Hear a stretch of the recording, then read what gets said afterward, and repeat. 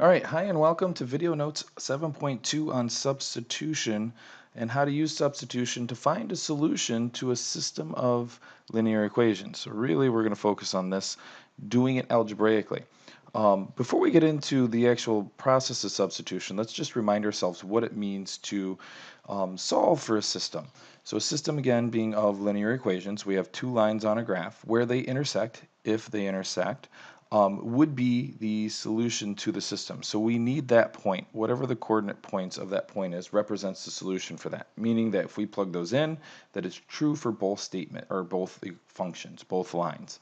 So we've done that graphically. You can go back and revisit those videos if you'd like to get a refresher on that. But otherwise, we're going to move on to another process that we can use to find that solution. But this time we're going to do it algebraically, meaning that we're going to calculate through it. And we can always double check by putting it into a graph and seeing if the point matches. That'd be a way that we could check ourselves. But substitution then, you should be somewhat familiar with, because I'm sure we've evaluated at this point, is something we do during evaluation, that we take what some value is equal to, sort of some variable, and we plug it in to another equation to replace it, and then we can solve. The idea of substitution is that it gets our equations or functions down to one variable, because with a single equation or even two, we can only have one unknown, or in this case, to be able to solve it. So what does the process of substitution look like? Make sure that with your system that you have one of the equations where you have it set up so that one variable is solved for. It doesn't matter if it's x, y, or whatever they happen to call it. You want one of the variables to be solved for. So something like that, either a y equals or an x equals if it's traditional variables.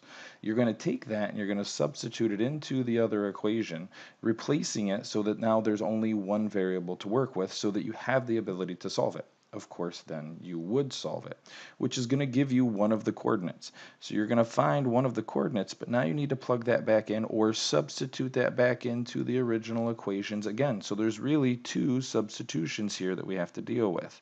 Okay, one to find one of the coordinates, and then the other time to find the second coordinate. At that point, you can write the intersection point and the solution to the system, which is the solution to the system. So let's do a quick example. So here's our first example. This one is just going to label substitution because it's already kind of set up for us. What we're looking for anytime that we're substituting is this, that one of our variables is solved for. If it's not, we'll have to do that. But right now it is, so let's go ahead and substitute. Y is equivalent to 2x. That means that we can take this 2x and wherever we see y in the other equation, we can replace it now with 2x, which gets us down to one variable. So if I were to do that for this equation, I'd write 7x minus, instead of y now, because they're equivalent, I'm going to write 2x equals 15. This is what I want you to notice, that we're down to one variable, which means we have one equation, one variable, we can now solve. So let's combine these like terms. So 7x and negative 2x is going to make 5x equal to 15.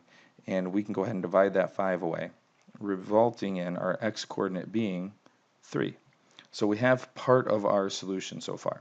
But to get the other part of the solution, or the other coordinate, better said, is that we need to take this coordinate and plug it into either one of these equations. You can plug it into the top or the bottom, but always go back to the original.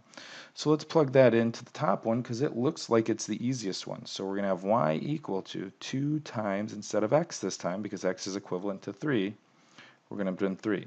So y will be equal to 6. So the solution to our system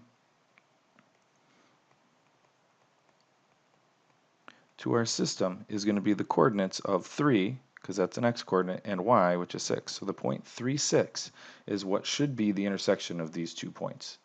All right, thanks for watching. I'll do another video with some examples, and I'll see you later.